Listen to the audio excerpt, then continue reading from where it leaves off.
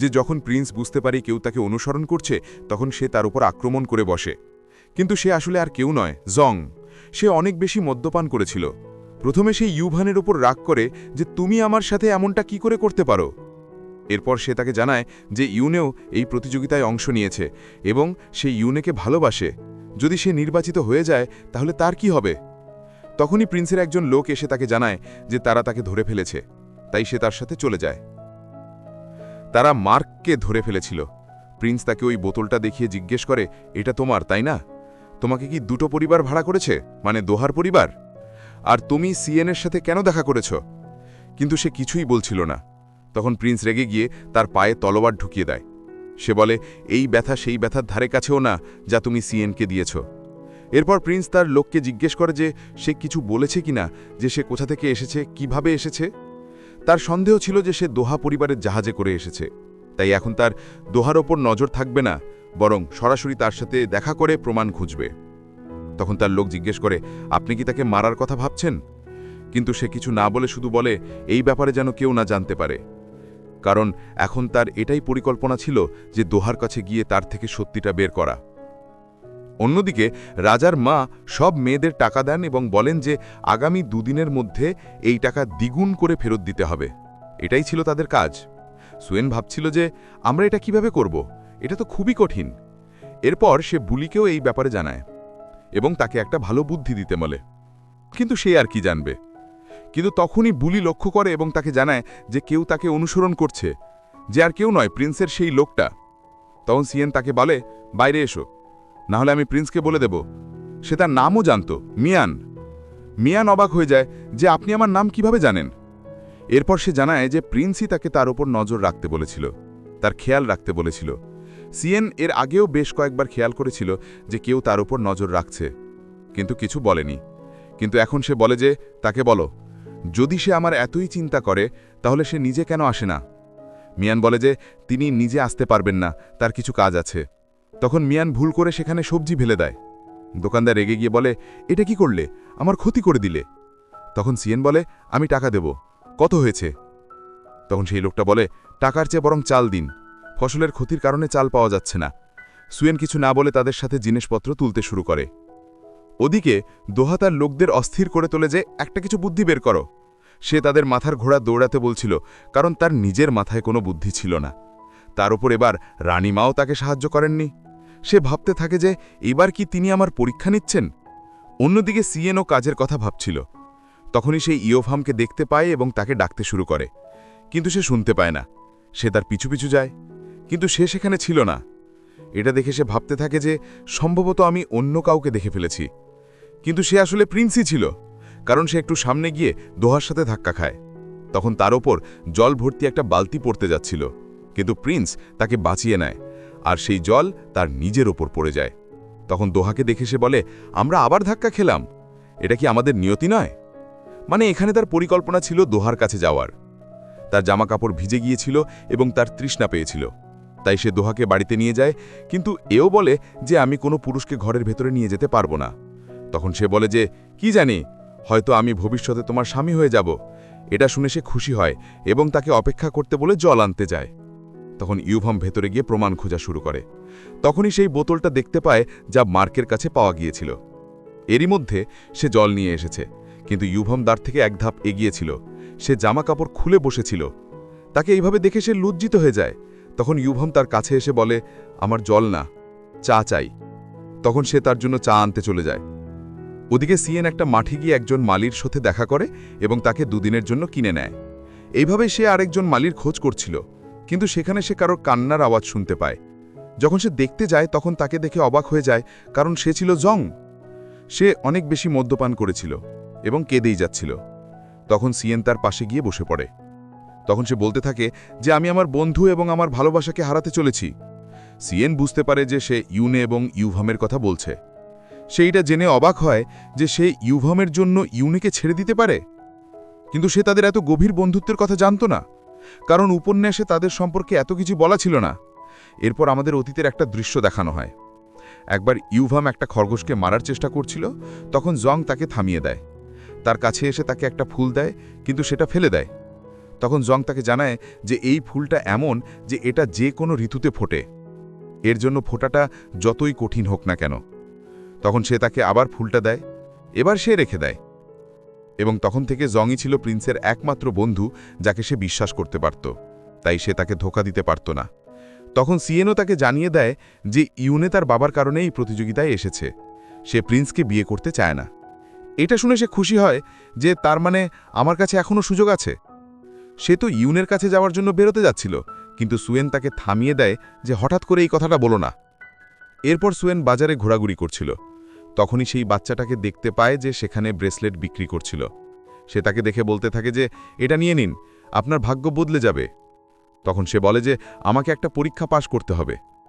তখন সে তাকে একটা ব্রেসলেট দেখিয়ে বলে এটা নিয়ে নিন, আপনি পরীক্ষায় পাশ করে যাবেন। কিন্তু সে অন্যটা দেখতে শুরু করে। তখন সে বলে এটাতে আপনার ভালোবাসা আরও গভীর হবে, আর এটা জোড়ায় জোড়ায় নিতে হয়। আর ওদিকে দোহা প্রিন্সের জন্য চা বানিয়ে এসেছিল। সে বলে যে এটা তো একেবারে অনন্য। তখন সে নিজের প্রশংসা করা শুরু করে যে আমাদের বেশিরভাগ জিনিস মধ্যপ্রাচ্য থেকে আসে, বাইরে আমাদের অনেক সংযোগ আছে। এরপর সে তাকেও সেই মূল্যবান জিনিসপত্র দেখাতে নিয়ে আসে। অনেক জিনিসপত্রের মধ্যে সেই একই লোগো আঁকা ছিল যা ব্রিটেনের কোনো কোম্পানির। সবকিছু দেখার পর যখন সে চলে যাচ্ছিল, তখন দোহা তাকে এটা বলে আটকে নেয় যে আমার আপনাকে কিছু বলার আছে। এদিকে সুয়েন সেই ব্রেসলেটগুলো নিয়ে বাড়ি চলে এসেছিল, আর ওদিকে প্রিন্সও বাড়ি চলে এসেছিল। কিন্তু বাড়ি এসে সবার আগে সে তার জামাকাপড় খুলে ফেলে এবং তার উপদেষ্টাকে সেগুলো পুড়িয়ে ফেলতে বলে, কারণ দোহা তাকে স্পর্শ করেছিল যাকে সে একেবারেই পছন্দ করত না। এখানে আমাদের দেখানো হয় যে দোহা তাকে এটা বলেছিল যে সিয়েন একজন পুরুষের সাথে দেখা করেছে, মানে সে মার্কের কথা বলছিল। এরপর বলতে থাকে যে ওরা দুজন একসাথে পালিয়ে যাচ্ছে, আপনারও তো ওর আসল চেহারাটা জানা উচিত। সে জিজ্ঞেস করে কিভাবে? তখন সে বলে যে সেই বিদেশি আমাকে নিজে বলেছিল। এটা শুনে ইউভাম তাদের দুজনকে একসাথে কল্পনাও করতে শুরু করে। মানে দোহা কথা বানাতে এতটাই পটু ছিল যে সে যে কাউকে বিভ্রান্ত করতে পারত। এরপর সে বাইরে যায়, তখন তার উপদেষ্টা তার জামাকাপড় পোড়াচ্ছিল। তাকে দেখে সে হেসে বলে এখন ভালো লাগছে। তখন সেই উপদেষ্টা প্রিন্সকে এভাবে হাসতে দেখে বলে যে লেডি সুয়েনের কারণে আপনার মধ্যে অনেক অনুভূতি এসেছে, আপনাকে দেখে আমার খুব ভালো লাগছে। এরপর তাকে ঘুমোতে বলে, কিন্তু ইউভের ঘুম আসছিল না, কারণ তার প্রথম রাতের পর থেকে এখন তার কাছে প্রতিটি রাত বদলে গেছিল। এরপর আমাদের সেই সময়টা দেখানো হয়, সে সিয়েনকে জিজ্ঞেস করে তুমি আমার সাথে কেন দেখা করতে চেয়েছিলে? তখন সে জানায় যে আমি তোমাকে পছন্দ করি, আমি সবসময় তোমার মতন একজন মানুষকে ভালোবাসতে চেয়েছিলাম। এরপর তারা একে অপরকে চুম্বন করে এবং ঘনিষ্ঠ হয়। এই রাতের পর ইউভামও বুঝতে পেরেছিল যে সে সুয়েনকে ছেড়ে থাকতে পারবে না। কাল যদি সে এই রাতের কথা ভুলেও যায়, তবুও সে তাকে তার ভালোবাসায় আটকে রাখবে। এরপরের দিন দেখানো হয় যে কাজ দেওয়ার পর 2 দিন হয়ে গেছে, তাই রানীমা সবার কাছে জানতে চান যে তারা টাকা দিয়ে কি করেছে।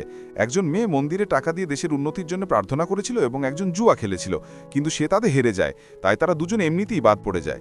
এরপর দোহা জানায় যে আমি সেই মুদ্রাটা গলিয়ে ফেলেছি, তামা বের করেছি, তা দিয়ে একটা পারিবারিক মূল্যবান আংটি বানিয়েছি, এবং সেই আংটি আমাদের আগত প্রজন্মের কাছেও চলতে থাকবে, যা আরও মূল্যবান হতে থাকবে। আর ইউনে সেই টাকা একটা এতিমখানার বাচ্চাদের জন্য দিয়েছিল, মানে সেই টাকা তাদের মাধ্যমে ভবিষ্যতে দেশের কাজে আসবে। এরপর সুয়েন জানায় যে আমি সেই টাকা দিয়ে একটা ধানের ক্ষেত কিনেছি, তাতে ক্যাটফিশ এবং রোজ মাছ ছেড়ে দিয়েছি, যারা একে অপরের শত্রু। এমন জায়গায় তাদের বেঁচে থাকার প্রবণতা বেড়ে যায়, তারা আরও বেশি বংশবৃদ্ধি করে, এবং যখন তারা বড় হয়ে যায় তখন তাদের বিক্রি করে সিয়েন সেই টাকা দ্বিগুণ করে দেয়। এই তথ্যটা সে কলেজে পড়েছিল। এর পাশাপাশি সে এটাও বুঝিয়ে দেয় যে যেখানে চাষ হয় না সেখানে অন্য কিছু উদ্ভাবনী কাজ করা যেতে পারে। এরপর দোহা, ইউনে এবং সিয়েন এই তিনজনই এই রাউন্ডে জিতে যায়। ওদিকে জংও জানতে পেরেছিল যে ইউনে দ্বিতীয় রাউন্ডে পাস করে গেছে, এতে তার দুশ্চিন্তা আরও বেড়ে যায়। ওদিকে সিয়েন তার ফল দেখাতে প্রিন্সের কাছে যায়, তখন তার উপদেষ্টা বলে যে তিনি আজ তাড়াতাড়ি ঘুমিয়ে পড়েছেন। সে বলতে থাকে যে আমার শুধু একটুখানির জন্য দেখা করতে হবে, কিন্তু সে তাকে ফিরে যেতে বলে দেয়। সে বাড়িতে আসে, তখন বুলিটে বলে যে আমি প্রিন্স এবং দোহাকে একসাথে দেখেছিলাম, সে তো তাকে বাড়িতেও নিয়ে গিয়েছিল। সিয়েন বলতে থাকে যে তুমি অন্য কাউকে দেখেছো, তখন বুলি বলতে থাকে যে না, আমি নিজের চোখে দেখেছি, আমার নিজের চোখের ওপর পুরো বিশ্বাস আছে। তখন সিয়েন ভাবতে থাকে যে তার মানে প্রিন্স এই সময় দোহার সাথে দেখা করতে যাচ্ছিল। এতে সে খুব রেগে যায়, সে দ্রুত তার সাথে দেখা করতে চেয়েছিল, তাই বুলিকে তার বাড়িতে যেতে বলে যে তাকে বলো আমি কাল সকালে উঠে প্রিন্সের সাথে দেখা করতে আসব। এরপর দোহাকে দেখানো হয়, সে তার বাবাকে বলছিল যে কোনোভাবে তাকে প্রতিযোগিতায় জিতিয়ে দিতে, কারণ তার মনে হচ্ছিল যে প্রিন্স তাকেই পছন্দ করে, কিন্তু তিনি মানা করে দেন। অন্যদিকে জংকে দেখানো হয় সে ইউনের বাড়ির বাইরে তার আসার অপেক্ষায় করছিল। এরপর যখন সে আসে তখন তাকে এখানে দেখে অবাক হয়ে যায়, তাকে একপাশে নিয়ে যায়। সে বলে তোমাকে এভাবে না জানিয়ে এখানে আসা উচিত নয়। সে বুঝতে পেরেছিল যে সে এখানে কেন এসেছে, তাই বলতে থাকে যে সেই দিন পেনাল্টি ড্রিঙ্ক পান করার পর তুমি বলেছিলে যে তুমি আমার ইচ্ছা পূরণ করবে, আমি সিলেকশনে অংশ নিচ্ছি, সুতরাং আমার ইচ্ছা এটাই যে কিছু সময়ের জন্য তুমি আমার থেকে দূরে থাকো। আমি আমার আমার বাবার জন্য সেখানে গেছি, আমি তার বিরুদ্ধে যেতে পারবো না। আর যদি আমাদের এভাবে একসাথে কেউ দেখে ফেলে তাহলে আমার জন্য বিপদ হয়ে যাবে। জং বেচারা হতাশ হয়ে যায়। তখন তাকে এভাবে দেখে জিওনে বলে যে আমি জানি তোমার কেমন লাগছে, কিন্তু তুমি প্রতিযোগিতা শেষ হওয়া পর্যন্ত আমার জন্য অপেক্ষা করতে পারো না। এটা শুনে সে তো অবাকই হয়ে যায় যে তার মানে সেও তাকে পছন্দ করে। এরপরের দিন সিয়েন প্রিন্সের সাথে দেখা করতে যাচ্ছিল, তখন রাস্তায় তার সাথে সেই সামানের দেখা হয়ে যায়। সে তার সাথে কথা বলার চেষ্টা করে আর সুয়েন তো সেখান থেকে চলে যায়। তখন সেই সামান বলতে থাকে যে সে কি আমাকে ভুলে গেল, কতদিন ধরে দেখা করতে আসেনি। আর সুয়েন যখন প্রিন্সের বাড়িতে পৌঁছায় তখন আবার তার সাথে উপদেষ্টার দেখা হয়ে যায়। সে বলে যে তিনি বাড়িতে নেই আর আমি আপনার আসার বার্তা তাকে দিতে গিয়েছিলাম, কিন্তু তিনি তার আগেই বেরিয়ে গেছেন। এতে সুয়েনের খুব রাগ হচ্ছিল। তখনই বুলি দৌড়াতে দৌড়াতে তার কাছে আসে। সে বলে যে এসবের সময় নেই, আজ আপনার ফাইনাল রাউন্ড, আপনাকে যত দ্রুত সম্ভব প্রাসাদে পৌঁছতে হবে। এরপর সবাই ফাইনাল রাউন্ডের জন্য প্রাসাদে পৌঁছায়। তখন রানীমা তাদের প্রশ্ন করেন। প্রথমে ফুলের ব্যাপারে জিজ্ঞেস করেন যে তোমাদের কোন ফুল পছন্দ। সবাই ভালোভাবে উত্তর দেয়। এরপর তিনি জিজ্ঞেস করেন যে যদি তোমাদের স্বামী কোনো বিপদে পড়ে যান তাহলে তোমরা স্ত্রী হিসেবে কি করবে। দোহা বলে যে আমি শৃঙ্খলায় থাকব, বড়রা যা বলবেন তাই করব। ইউনে বলে যে এমন কঠিন সময় থেকে কিছু শিখব এবং সেই সময় চলে যাওয়ার অপেক্ষা করব। কিন্তু সিয়েন বলে যে কষ্টের মধ্যে দিয়ে যাওয়াটাই একমাত্র পথ নয়, যদি এগুলো মোকাবিলা করা ছাড়ার কোনো উপায় না থাকে তবে আমার মনে হয় যে এমন পরিস্থিতি থেকে বেরিয়ে আসার জন্য মেয়েদের আর্থিক এবং শারীরিক শক্তি থাকা জরুরি, এর পাশাপাশি একটা জরুরি তহবিল থাকা উচিত। এখন সবাই তার কথায় মুগ্ধ হচ্ছিল। তখন দোহা সেই বিদেশির কথাটা তোলে যে এই মেয়েটাকে একজন বিদেশির সাথে দেখা গেছে, ওরা একসাথে ঘোরাঘুরি করছিল, আমার তো বলতেও লজ্জা করছে। তখন সিয়েন বলতে থাকে যে আমি শুধু তাকে সাহায্য করেছিলাম। তখন দোহা বলে যে আমার কাছে এমন কেউ আছে যে তাদের একসাথে দেখেছিল, আর সেই লোকটা ছিল সেই কাপড়ের দোকানের মালিক। সে জানায় যে লেডি সিয়েন তার জন্য জামা কাপড় বানিয়েছিলেন এবং আমি তাদের দুজনতে একে অপরকে জড়িয়ে ধরতে দেখেছিলাম, সম্ভবত তারা চুম্বনও করেছিল। এটা শুনে তো সবাই অবাক হয়ে যায়, আর রানীমার তো তাকে বের করে দেওয়ার একটা অজুহাত দরকারই ছিল। তাই তিনি বলতে শুরু করেন যে একে সিলেকশন থেকে বাদ দিয়ে দাও। ঠিক সেই সময় প্রিন্স সেই বিদেশিকে নিয়ে সেখানে পৌঁছে যায়। এরপর সেই বোতলটা দেখায় এবং বলে যে এটা আমি এর বাড়ি থেকে পেয়েছি। সেই বোতলটা খুলে তার তরলটা একটা গাছের উপর ঢেলে দেয়, যার ফলে সেটা শুকিয়ে যায় এবং সে জানায় যে এটা এই লোকটা নিয়ে এসেছিল, এটার কারণেই সিয়েনের শরীর খারাপ হয়েছিল। এরপর এখানে আমাদের দেখানো হয় যে সে চুপচাপ সিয়েনের খাবারে সেদিন সেটা মিশিয়ে দেয়। দোহা এবং রানী দুজনই ভয় পেতে থাকে যে এবার না তাদেরও পর্দা ফাঁস হয়ে যায়। কিন্তু প্রিন্স তো রানীমার কাছে গিয়ে বলে যে একে দোহা ভাড়া করেছিল, তো সবাইকে বলে দেবো নাকি আপনি সিলেকশন বাতিল করছেন। কিন্তু তিনি কিছু বলেন না, তাই সে সবাইকে বলতে শুরু করে। রানীমা অজ্ঞান হবার ভান করতে শুরু করেন। ঠিক সেই সময় সিয়েনও অজ্ঞান হতে শুরু করে। প্রিন্স তাকে ধরে নেয়। এখন রানীমার শরীর খারাপ হয়েছিল তাই সিলেকশন বন্ধ করে দেওয়া হয়। আর মার্কের ব্যাপারে জানতে সুয়েন খুব অবাক হয়েছিল। তখন প্রিন্স বলে যে আজ থেকে তুমি আমার ছাড়া আর কোনো কারোর সাথে খাবে না আর ঘুরবে না। তখন সেও বলে যে তুমি এই কারণে আমার সাথে দেখা করছিলে না কারণ তুমি এর পিছনে ছিলে, কিন্তু আমি শুনেছি যে তুমি দোহার সাথে ছিলে, তুমি তোমাকে ভুলেই গিয়েছিলে। এটা শুনে সে তাকে চুম্বন করে। সে বলে যে এবার আমি তোমাকে কোথাও যেতে দেব না। তখনই সেখানে একজন চাকর আসে। সে প্রিন্সকে বলে যে রাজা আপনাকে ডাকছেন। তখন সে তাকে এখানে তার অপেক্ষা করতে বলে চলে যায়। কিন্তু তার অপেক্ষা করতে করতে তো রাতই হয়ে গিয়েছিল, আর সেই ব্রেসলেটগুলোও তার কাছেই ছিল। হঠাৎ বৃষ্টি শুরু হয়, আর তখন কেউ এসে তাকে জলে ধাক্কা দিয়ে দেয়। তখন সে ডুবতে শুরু করে। সেই সময় আসল পৃথিবীতে দেখানো হয় যে উপন্যাসের নতুন অধ্যায় আপলোড হয়ে গেছে, মানে সাথে সাথে বাইরেও সেই গল্পটা চলছিল। আর এখানে সিয়েন ডুবতে ডুবতে এটা ভাবছিল যে যদি আমি মরে যাই তাহলে কি আমি আসল জীবনে মরে যাব। কিন্তু তখনই প্রিন্স তাকে বাঁচানোর জন্য এসে পৌঁছায়।